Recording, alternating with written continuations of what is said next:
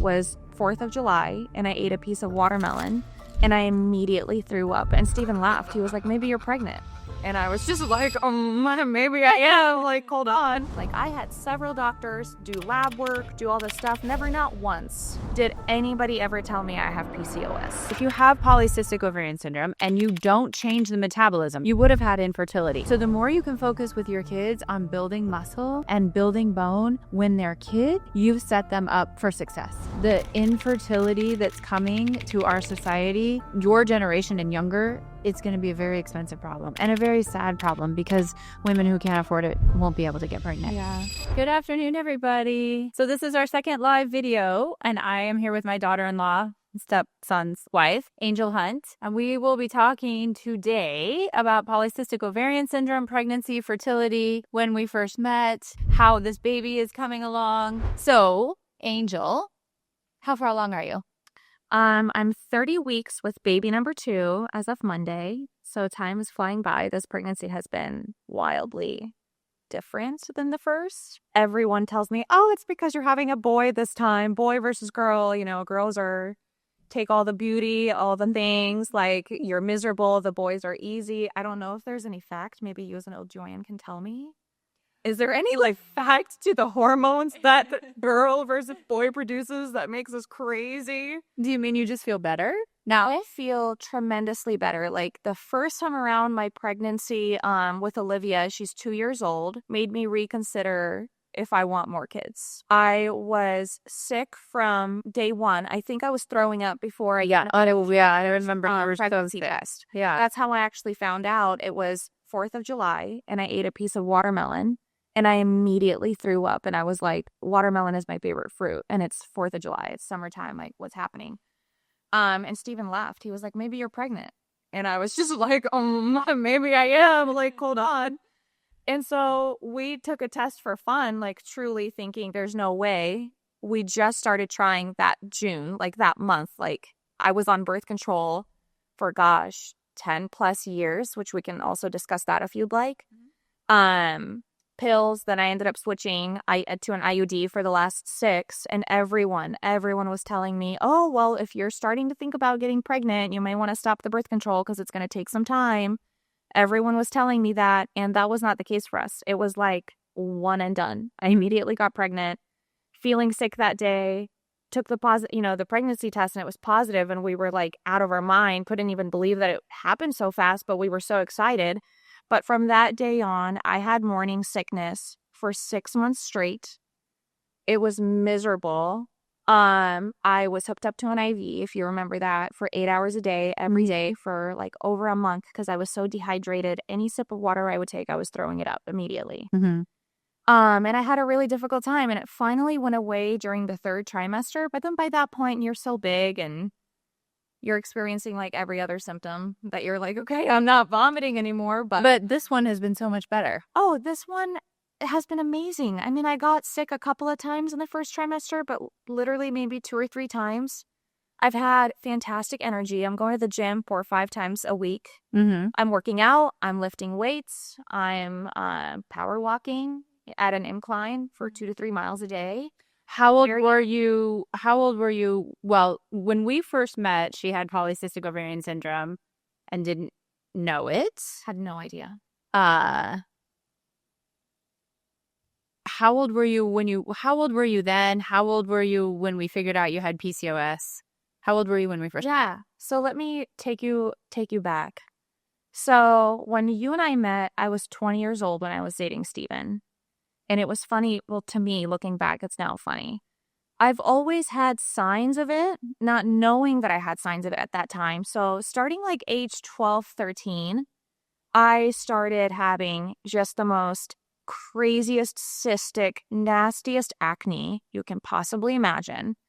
And for an adolescent girl, that was like a nightmare. And we dealt with that for years and years and years.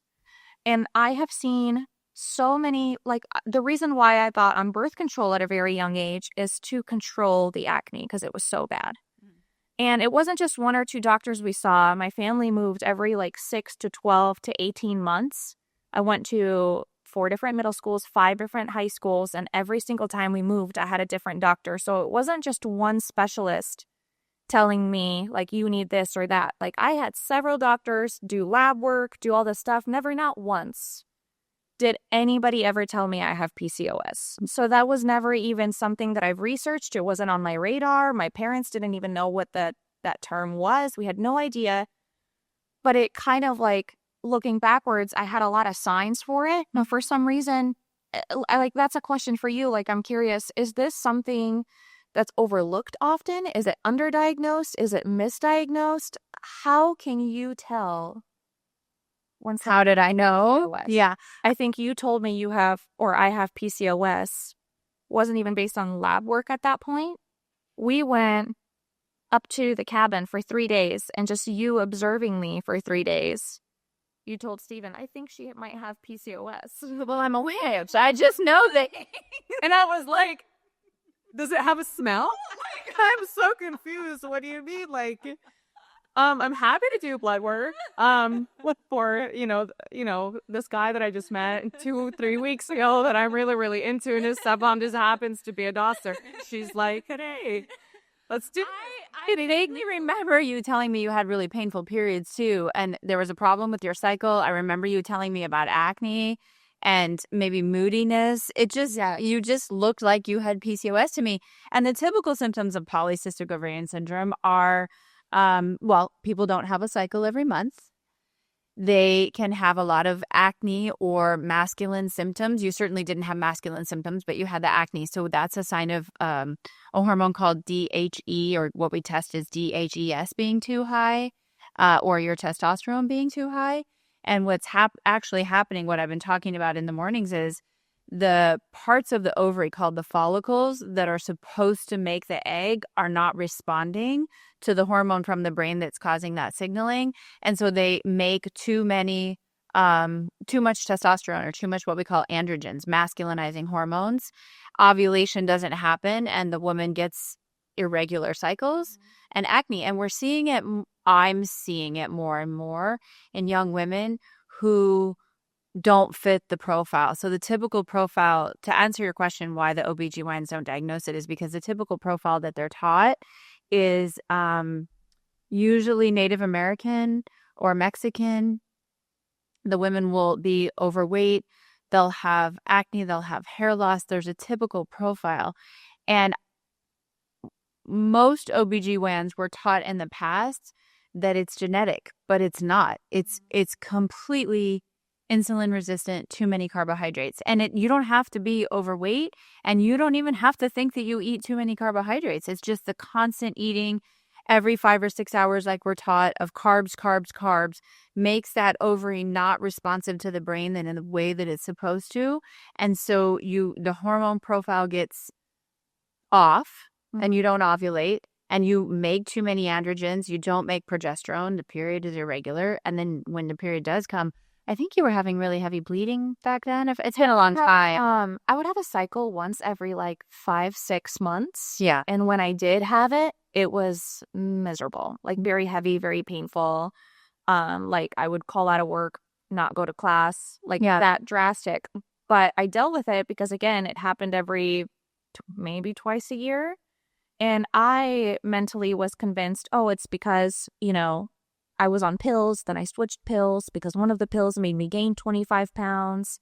That didn't work for me, so I switched to different types of birth control. And then when I had met you, I got on an IUD at that time, I believe. Yes, it was a 3-year, it was like a Skyla IUD. And just my body responded to that so much better. Mm-hmm. But I never thought there would be some other reason as to why I was having so many irregularities. PCOS was never even at top of mind. So I had no idea to even ask about it or research it or. Well, and I think the reason doctors didn't think of it in you is she's first generation Russian. So she moved here in her life. She doesn't fit the physical profile of someone that a doctor would identify as having polycystic ovarian syndrome. So it didn't even cross their mind. It didn't even cross your doctor's mind. They wouldn't have even thought of it. And that's part of why I keep talking about insulin resistance, women's hormones, polycystic ovarian syndrome because the doctors aren't looking for it in thin Caucasian women, thin Eastern European women, thin Asian women, because they aren't taught that it happens in those women. Yeah, no, that makes sense because I really felt like, how did I see so many doctors in my life and never has anybody ever been even suspicious of something like that? Mm-hmm. And then, but when you described the symptoms to me, I was like, oh, this makes perfect sense. I do have hair loss. I totally have crazy mood swings. And part of it, maybe part of it was birth control. Part of it was that age, Well, so then years. the first thing is when someone goes to a doctor and says, a doctor, a nurse practitioner, a PA, the first thing that they're going to tell you to do is take birth control pills. Yeah. And the birth control pills are synthetic hormones that are meant to take your natural estradiol and your natural progestin or progesterone and suppress it to zero. And they also suppress your testosterone to zero. And then they replace it with a constant daily dose of synthetic hormones that don't feel the same. They don't have the same effect on the brain. And when you take a woman who's used to polycystic ovarian syndrome and having a high testosterone level, even though there's side effects from that,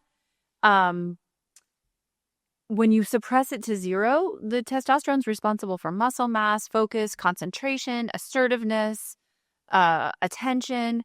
It's a neural steroid hormone, or it's a brain steroid hormone. So when you take a woman who's used to high testosterone that caused the acne, yes, the acne is bad. But when you push it to zero, like you flatline a woman's testosterone with synthetic birth control pills, that can even feel worse. And so I think I was just worried about your mental well-being and seeing, okay, I know I can teach her that the insulin resistance is causing the polycystic ovarian syndrome. And if we take her off the birth control pill, I mean, at the time, I think pregnancy was also a concern. So we chose the best thing that we had at the time, which is a low dose progestin or progesterone containing IUD. Mm-hmm. She went somewhere else and had it put in. It was your nurse practitioner. Oh, yeah. She had my nurse practitioner put it in. And that gave her ovaries at least the freedom to wake up. And then we started talking about practicing. I don't know where we were in that timeline, but I remember you and Steven both decided to do ketosis, and all of a sudden you were like different people. Oh my gosh, it was. I mean, I can't even tell you what a life changer that was. I don't know what drove us to that. I think a part of it was we were just getting really, really busy with like school, work. We really started like reading a lot of mindset books, to be honest. And we got really focused and dialed in on how do we become really high performers, because we see all these people handling a lot of things on their plate. Like, I know I'm capable of it. I want to tap into that potential that I have. But my physical body is holding me back, because I was totally like, one thing that stuck away with me that you told me when I was 20 was when I was on the birth control pills and you were telling me about what it was suppressing. You said something along the lines of like, it is suppressing the real you, like the real Angel that my son is dating. Like he's not even getting to know the real you because you're so hormonally suppressed.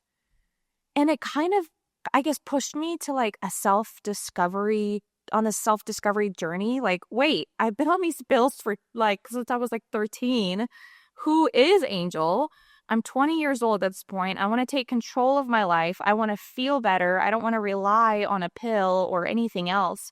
Obviously, I want to be safe, and I'm not ready to get pregnant, but like, how can I take control of my health and my life and be that high performer that I know I can be, and truly just kind of like self-discovery, like, who is Angel? Like, what is my natural, I don't know how to phrase it, but you know what I mean? Like, that's kind of what I was looking for. So I think Steven and I at that time kind of went on that similar journey together, and that motivated us of like, okay, well, it doesn't cost anything. It doesn't hurt anything. Like, what's the loss of us trying to do sunshine ketosis, cutting out the carbs? Like, I think mentally we put so much strain of like, oh, well, all special diets are expensive, or I don't have time to cook, or, it's too hard to get up early in the morning and get out in the sunlight. But then you think about it and you choose your hard. Like, right now, you definitely choose your hard. Like, a lifetime of polycystic ovarian syndrome, had that got on,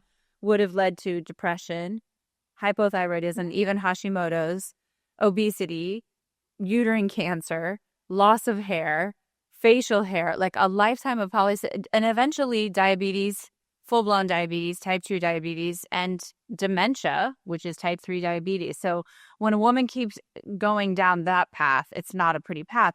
But on the flip side, if you have polycystic ovarian syndrome and you don't change the metabolism, this is why I keep talking, fix the metabolism, whether it's birth control pills or hormone replacement therapy. If you have polycystic ovarian syndrome and you had not fixed your metabolism, you would have had infertility. She doesn't, but she would have.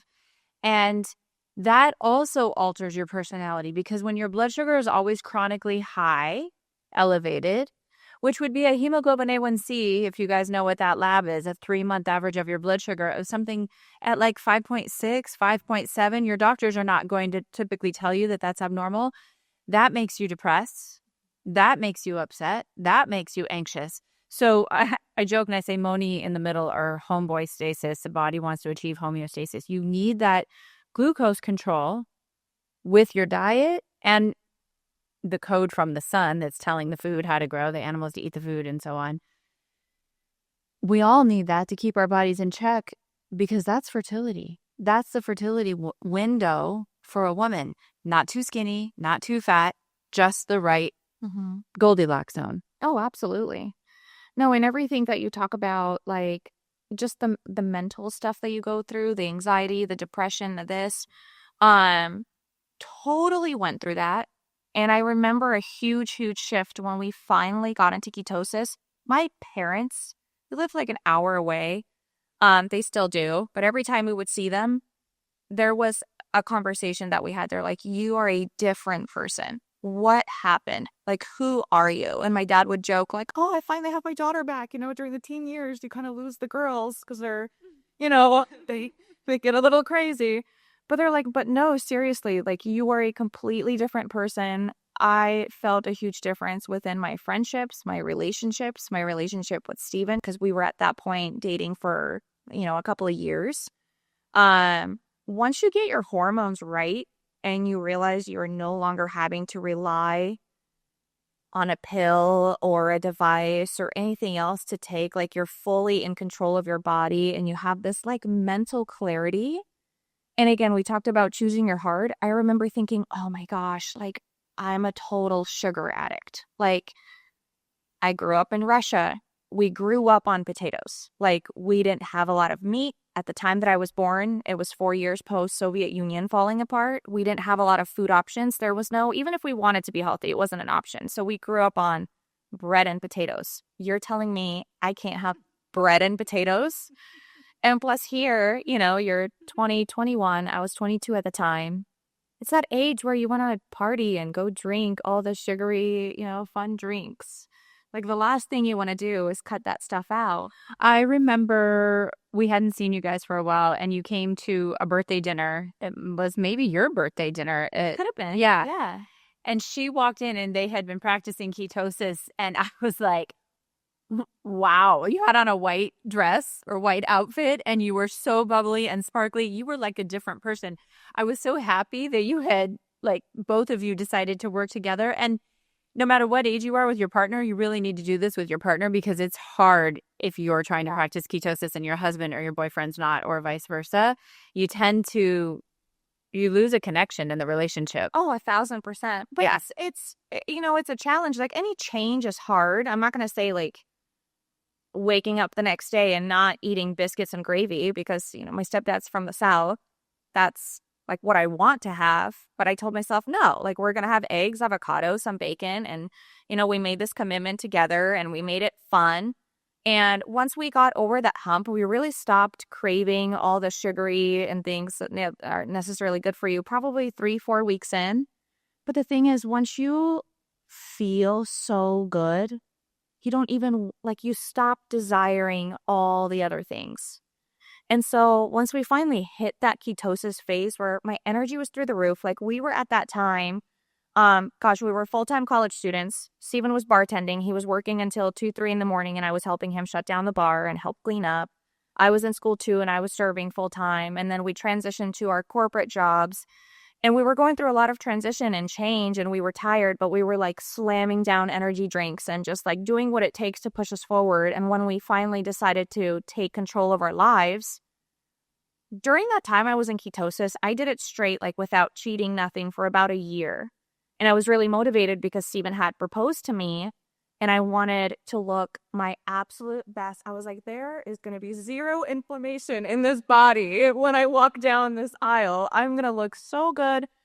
And I was so committed to, like, there's not going to be a single cheat day. We're going to get up at sunrise every morning. We're going to eat perfect. And truly, I mean, we did. And the thing is, like, I've never felt more alive. I stopped drinking coffee, like, just even like a little coffee cup in the morning that was more like a habit. Didn't crave it. I would wake up and have water with lemon, and that's it. It's just, my mind was on fire. My energy was through the roof. And we were like, how did we live any other way before this? Like, it's just, once you experience it, it's really difficult to go back. So that is what I want every mom to try to achieve before she has a baby. She made her body a temple for sunlight. If you truly understand what the religions all are teaching, you're turning light from the sun into the mass of your body, and then your thoughts are given back off as electromagnetic radiation or light. Would you put yourself into ketosis? This temple is perfect for a zygote or a seed of the baby. It's science and religion. So the way she's describing feeling, that is my hope, that every woman feels that way long before they decide to have a baby. So let's move into the DNA testing, because you did the genetic protocol DNA test with me way back then, and prenatal vitamins, methylation, how it affects a baby.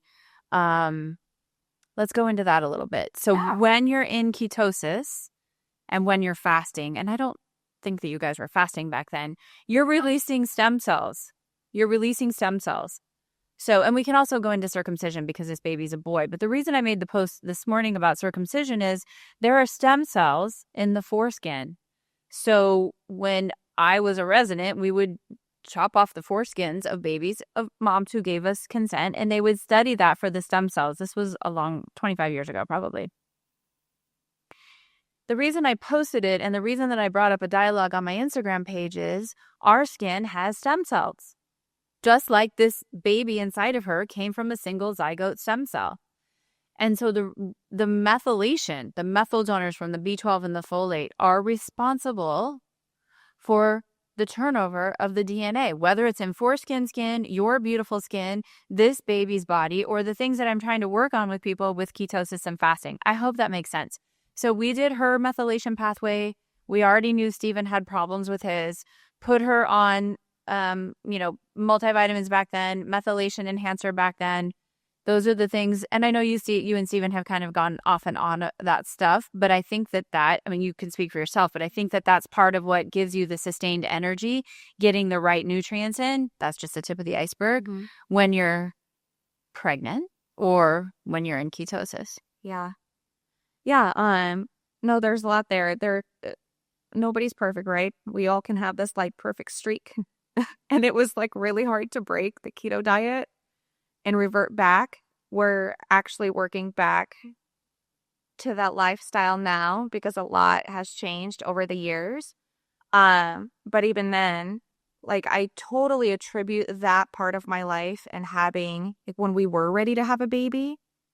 I mean, I was truly so shocked how quickly I got pregnant because I did have that fear in my mind of like, okay, I have this PCOS diagnosis looming over my head. I've been living this incredible lifestyle and I feel great. I feel full of energy. I feel healthy. Like, can PCOS be cured? Do I technically still have it, but it's under control? Like, what happens generally? If you become insulin resistant again, like all women, it will come back. Okay. So technically, if I had it at one point, I can 100% have it again. And I could potentially have it now if you did labs, right? Well, not when you're pregnant because you're not ovulating. So no. Okay, so no. So, But let's say you gain 50 pounds, okay. which you're already in your third trimester, you haven't done. Mm-hmm. Let's say you gained 50 pounds with Olivia, and then you gained another 25 or 30 pounds with this baby. Now you are definitely leptin resistant. Mm-hmm. It's really hard to lose that much weight after the first pregnancy and then the second pregnancy, and then you throw in a third pregnancy. It's really hard for a mom to lose that much weight. She's sleep deprived, chasing after 2 or 3 toddlers. You become leptin resistant. So leptin is the hormone that's made by your fat cells when they get big. So think of each fat cell like a balloon.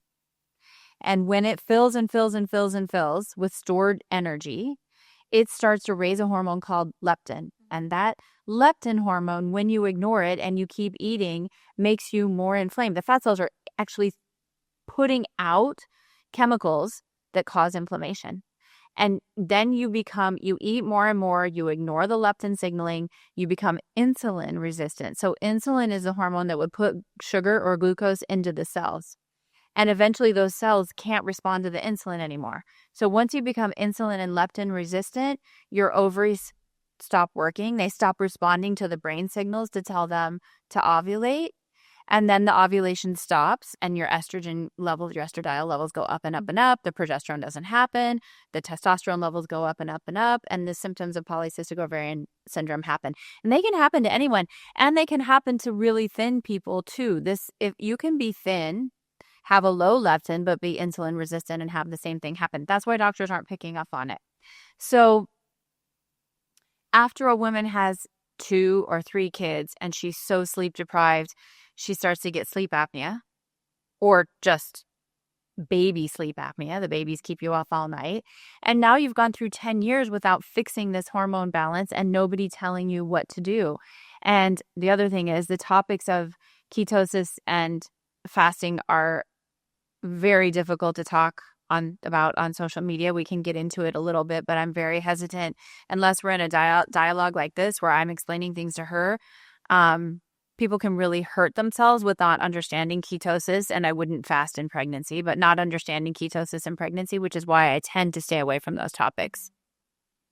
Yeah, I've never fasted in my life, to be quite honest. I mean, I've always done intermittent fasting. I'm just not necessarily a breakfast person, but I can't say that I've done like what you guys sometimes do for like extended periods of time.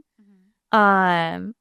And even with pregnancy, like I've noticed I'm not waking up. I don't know if I've just lived in interfasting world for so long.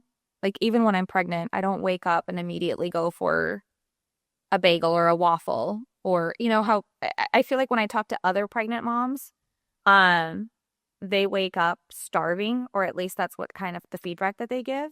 But you had fixed your metabolism. Is it because of that? And so I was curious. When a woman goes into a pregnancy insulin resistant, she has highs and lows, mm-hmm. and highs and lows and highs and lows. So she eats, her sugar goes high, it drops, and then she feels hungry again. So once you train your body to be in ketosis, you can efficiently burn your own fat for fuel. And that is almost like a rescue net. Like you don't feel the hunger because the enzymes that dip into your breast, I'm not talking, let's leave pregnancy out of the situation first. The enzymes that you need to be able to burn your own fat for fuel, you've made them. You've spent the time practicing ketosis. So you don't get hungry as quickly. You don't have the highs and lows in blood sugar for that to happen. So when you enter a pregnancy, having already been in ketosis, you're not having those massive swings. Now, there's other things that happen at the beginning of the pregnancy that affect the blood sugar.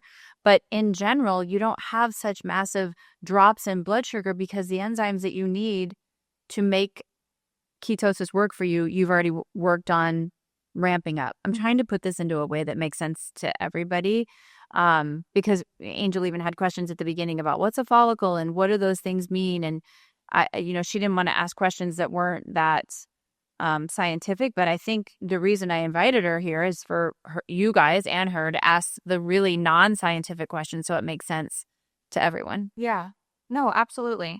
It makes so much more sense. I also was just curious, like, even the difference between my 2 pregnancies that I shared at the beginning too, does whether you're in ketosis at the time of, I guess, the baby or making of the baby, or like when when the sperm meets the egg at the time of conception.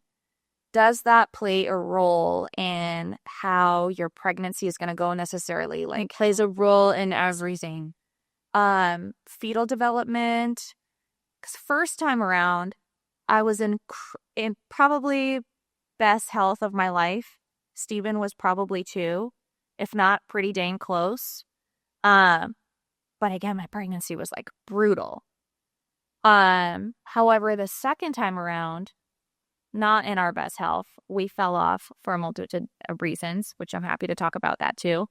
But the pregnancy itself has been easier. But then, the first baby, perfect fetal development, not a single issue. But this baby, we just recently found out, has a small, I forget what the medical term is, VSD. So I don't really want to dial it. I have very specific thoughts about that. I don't really want to talk about the health of this baby publicly with you before you and I talk about it publicly. Okay. But in general, I think that when you first got pregnant, you had been methylating. Yeah. You had been in ketosis. I think that probably you had dropped your leptin too much because you were really, really, really thin back then. Yeah. And I wasn't a part of that first trimester of that pregnancy when you were so sick. Like, you were telling me you were sick, but I wasn't a part of your medical care. This time, I don't know how much nutrition you had in you. Back then, I was telling you, take the prenatal, take the methylated Bs. So in general, because you and I haven't talked about this personally, and I don't want to do it for the first time in front of a group of people, but in general, when you are growing a zygote into a human in 10 months, you're taking one stem cell and you are opening and closing the DNA, in every single cell to become multi-potential stem cells that will grow into hair, skin, eye. So you need the right nutrition for every step of that. You need so many methyl donors. You need the right amount of vitamin D from the sun. You need the right amount of vitamin E. And if something goes wrong with the coordination of that, or the nutrition that you're putting in your body, that can lead to defects in the baby. Anything from anencephaly to spina bifida to cleft lip to cleft palate. And when, for example, when you see that someone has multiple methylation problems and the obstetrician doesn't put them on methylfolate, they put them on folic acid, or they don't, because like I was saying when I was talking to Stephen, every obstetrician should know that if a woman has MTHFR, they need high dose methylfolate. That's why I check the whole pathway. You have to really ramp up on those nutrients. The problem is catching their leptin imbalanced, catching their insulin resistant, catching their thyroid imbalanced, catching their low vitamin D, catching their low zinc, if you understand the zinc spark, and then training them how to get their hormones back in that normal window. And I think when you first got pregnant, if I'm remembering, you were really, really, really thin. So I'm guessing you had maybe dropped your leptin, which can go along with the experience of nausea that you had. I don't know if you were that thin when you got pregnant this time, but those are all the things. And she and I have not talked about this problem with this baby yet personally. But those are all the things that I think could have played into the development of what's going on. And her baby's going to be fine. We're not worried. Great. Everything's fine. Why I bring it up? Because it is going to be perfectly fine. Going to be fine. But I was just curious if that played a role. And I'm always curious too, like, why is it when you're trying to get pregnant, everyone tells you the woman needs to take prenatal supplements? The men do too. When it's truly, like, now that I'm learning more about this, how critical it is for the man and the female coming together to have this perfect balance of all this nutrition and vitamins and all the things that it's like, why isn't this more of a norm? Like, why is it always the woman having to check all these things? And like the man, I'm like, hello, you're 50% of the equation. Why isn't it more normalized for men to get their hormones checked and see if they're at their optimal health? Until I feel like way later on when you're having like major fertility problems, that's when they're like, well, wait, could the man be the issue? Like, why is that? Why aren't both of us put on prenatal supplements to make sure that they should be? We're getting... They're getting 23 chromosomes from dad, 23 chromosomes from mom, with all of the epigenetic history, all of the methyl groups, all of the acetyl groups, all of the post-its on the DNA from both parents. And the dad deposits the DNA into the mom. The dad has about 75 mitochondria that get the sperm to the egg. The egg chooses the sperm by a sense of smell. I like that. So it's a sense of smell, guys. It's an olfactory receptor that chooses the egg. That chooses the sperm. And then you have this transition happen. You have zinc that's lined up around the periphery of the egg. The zinc explodes out. The DNA merges. The past memory gets partially erased, not completely erased. So any stress that the dad has gone through, any stress that mom has gone through, that puts stress, meaning you smoked too much marijuana, you had obesity, you were physically or emotionally abused. It could be anything. That puts specific, I call them post-its, on the DNA that gets wiped away in that 23 strands of DNA from dad and 23 strands of DNA from mom, but not completely wiped away. So there's some environmental memory from the parents that lasts into the baby. We call it epigenetic memory. Now, why are people not talking about it? They're not free from dumb. It's just lack of knowledge. Yeah. It's lack of knowledge. And we know in big long-term studies like the potato famine that when parents went through a period of starvation, it affected or caused obesity for the next 3 to 5 generations. We also know that, for example, in worms, there's so much information about the environment handed down that when a mother worm, and they study worms because there's rapid generational turnover, when a mother worm knows where to find food in a local environment, the babies, when they come out, remember where she found the food. They know where to go to look for water and food. Just from her memory by these post-its, methyl groups and acetyl groups that I'm talking about that are handed down to the baby worms. So there's more and more research going on looking at how that affects humans, but there's so many variables in humans. Are you in ketosis? Are you not? There's so many different variables that it's harder to assess behavior than it is in something like a worm or a fly. Mm-hmm. But we hand down parents' memory, grandparents' memory through the ways that we're talking about to our kids. Absolutely. Is there certain qualities or specific things, like you and Stephen discussed it on your previous podcast? Like, for example, he always rubs it in my face that he has perfect mitochondria. I'm like, okay, whatever. You were talking about how that mainly comes from the woman. Is there any, what are some specific traits, genetically, that's more dominant, that's coming from the man versus from the woman? And is there anything that couples can do proactively, since this is not a standard or a norm, to if you go to a general OBGYN trying to conceive, should there be something that... Well, let's look at it. You want to proactively look at. You need your body, you want to be in that Goldilocks zone. You don't want to be insulin resistant. So every primary care doctor should be checking a hemoglobin A1C. That's a 3-month average of your blood sugar.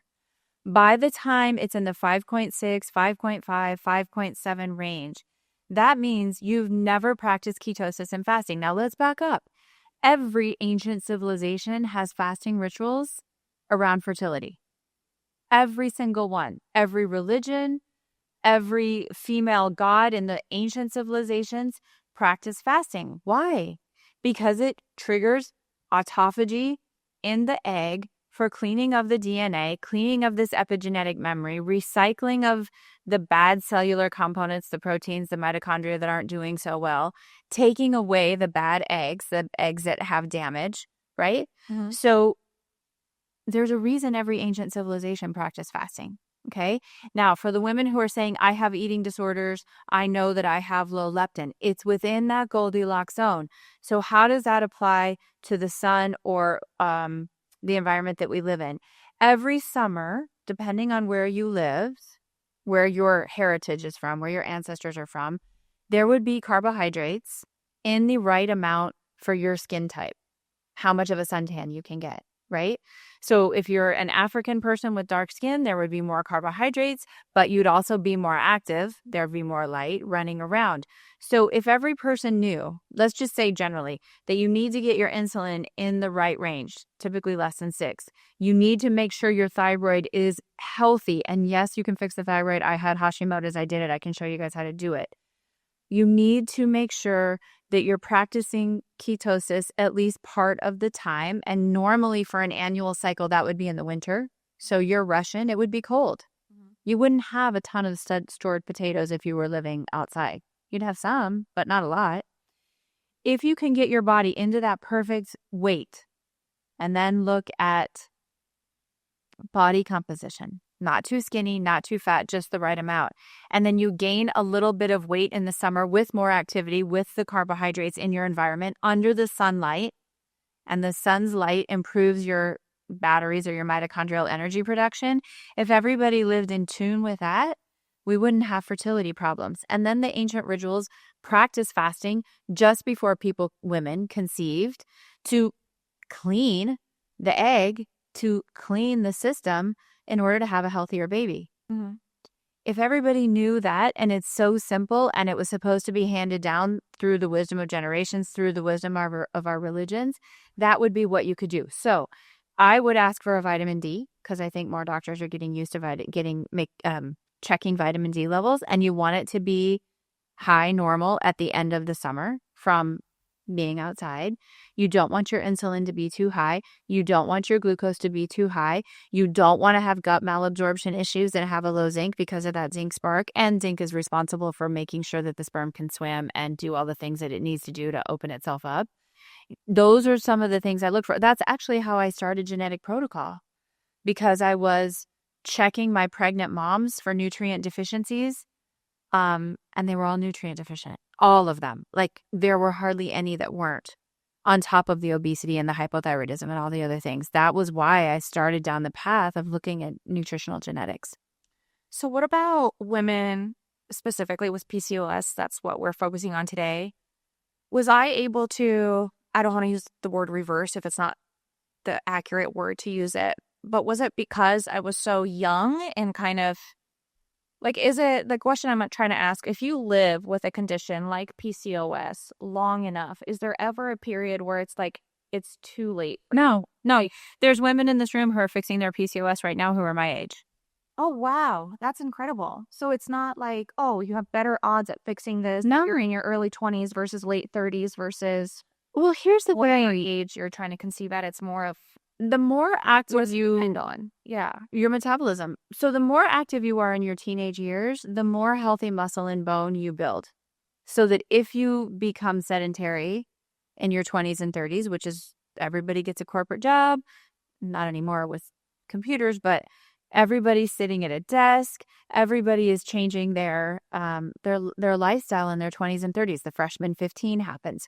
So the more you can focus with your kids on building muscle and building bone when they're kids, then when the steady decline starts at college with the drinking or the excessive calories, and then they get the desk job, you've set them up for success. What I'm seeing now is children 10, 12, 14 years old with insulin resistance and leptin resistance and sleep apnea already. So I'm worried about the next generation because that is infertility waiting to happen.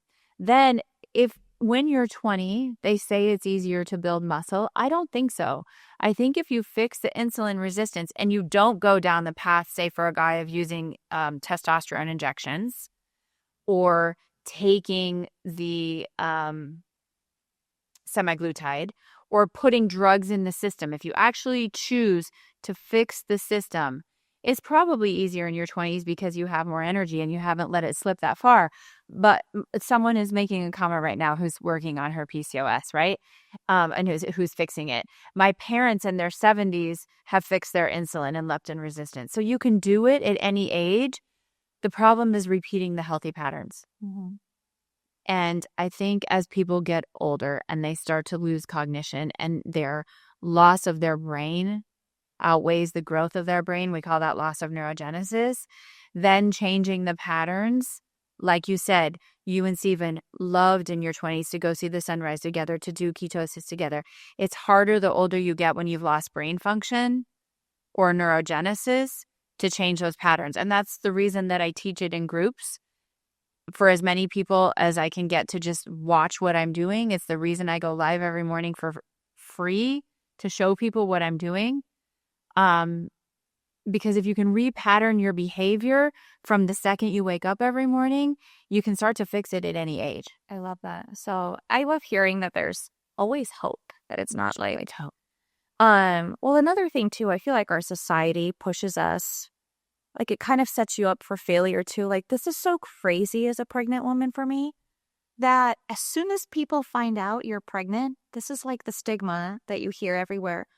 Oh, well, you're eating for two now, so here's a double portion. Or you better be, like in the industry that I'm in, we deliver a lot of like little desserts and little treats to our clients. Oh, well, you better be eating this cake with us. You're pregnant. And I'm just like, that's the this quickest. is so backwards. No, that's the quickest way to gestational diabetes. Yeah. That's the quickest way to a shoulder dystocia. That's the quickest way to an emergency C-section. That's the quickest way to preeclampsia. That's the quickest way to every complication of pregnancy. It makes me so upset hearing people say that. You don't need more than about 22 to 25 pounds if you started a normal weight. Yeah. And you started at a normal weight. Yes. But the women who are starting as already being papa bears, and I try to put it in a way that doesn't hurt anyone's feelings, because the second you mention the words that hurt people's feelings, they go to a system of shame and guilt, and then they go to eating or drinking or whatever the bad habit is they use to self-soothe. So you have to be really careful with the words. I understand that.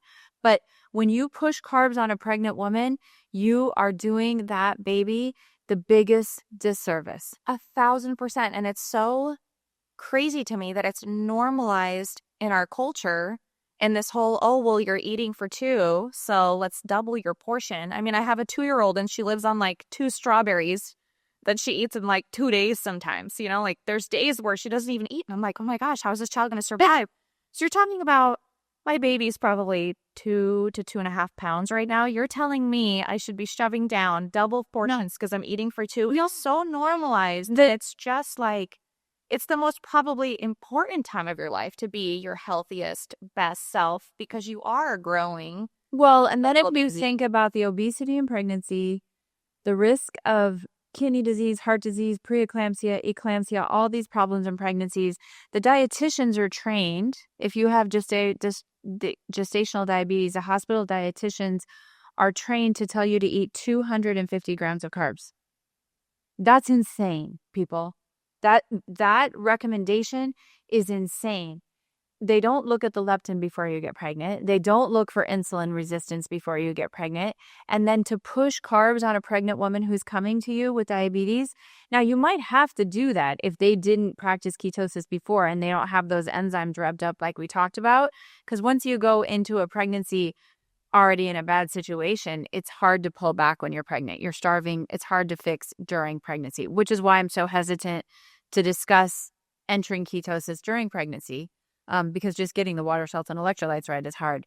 But if we don't redirect this ship, the infertility that's coming to our society and the high dollars having to be spent on fertility treatments, artificial insemination, and IVF, it's your generation and younger, it's going to be a very expensive problem and a very sad problem, because women who can't afford it won't be able to get pregnant. Yeah, it is. It's really unfortunate. I mean, I'm 29 years old right now, and I'm very saddened by how many friends, girlfriends that I know that are struggling. I know how painful it is and how sad and disheartening, especially being the age group that we are, like late 20s, early 30s. You think you're like, you have to make keto cool again. Well, but also the number of women that come to me with low libido and men who come to me with low libido. You're like, I just finished my light group last month. I have 60 people in their late 60s coming to me saying, oh, when we're laying out in the sun, we have to go inside. We have sex in the kitchen. We can't wait to get to the bedroom. So that's what's happening with people in my keto and my light group and their sex drive. And people your age and younger are coming saying, I don't want to have sex. I have no libido. My testosterone's in the toilet, men. So you have to make it cool. And I hear you guys tell me how many of your friends are sick, and I like really sick. Every time I see you guys, you're telling me of another friend who's really sick. Yeah. And this lifestyle can help them. I hesitate to say can fix them, but it can fix them. Well, and it's once you know, you can't unsee it.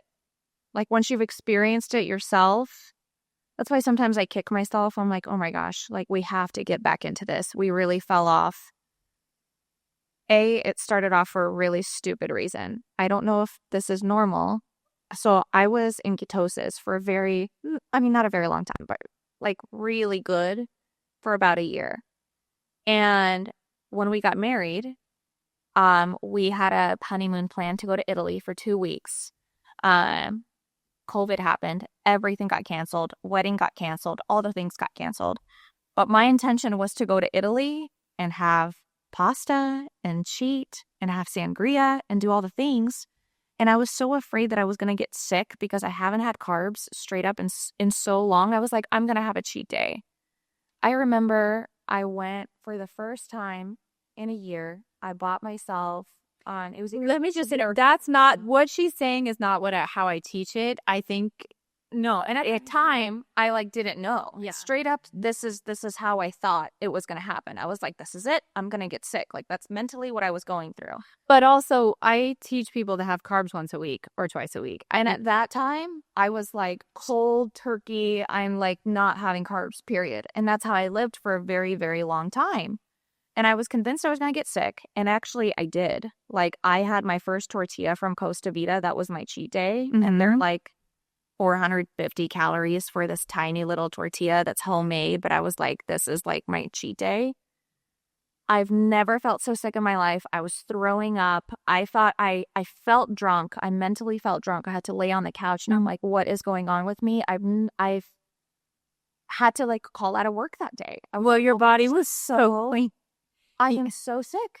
And so I was like, okay, well, this happened. I'm going to ease my way back into a normal diet because I really want to go to Italy and eat pasta and have drinks. Like mentally, that's where I was at. I was like, I'm just going to ease back into a normal diet, go on my honeymoon, then come back. So let's break that down a little. So I want to understand like what happened during that time. Why did I get so sick? Is that normal? And was that just kind of dumb of me and I should have talked to you about it? Okay, well, I'm going to give you some analogies first. If you haven't had a cup of coffee in a year and then you have 3 cups of Starbucks, it doesn't feel very good. Yeah. If you haven't had a glass of wine in a year and then you have 3 glasses of wine, you're going to be pretty hungover. If you have 2 glasses of wine a night and then you have 3, you're probably not going to notice it, right? So your body makes these enzymes and they change. When you're in ketosis, it's like running on clean oil, clean gas, above 91 octane gas. When you're not in ketosis, it's like running on dirtier gas, okay?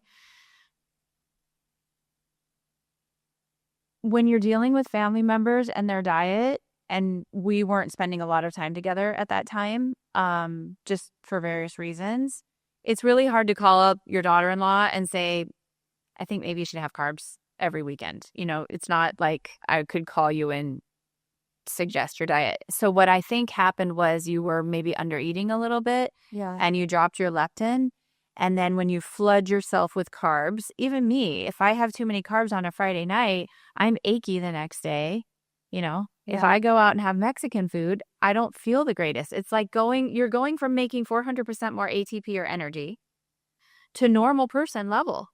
And you're literally flooding your system. And then if you do it on something that has glyphosate or pesticide in it, you are flooding your cells because the glucose is taking that back into the cell with all the pesticide, poison, heavy metal, whatever it is you just put back into your body. So I call it the fall from grace. It makes you feel really, really bad. Very hard. And I think because you had been doing it so fastidiously, we'll use that word, for a year, you were really, really lean. really tiny, right?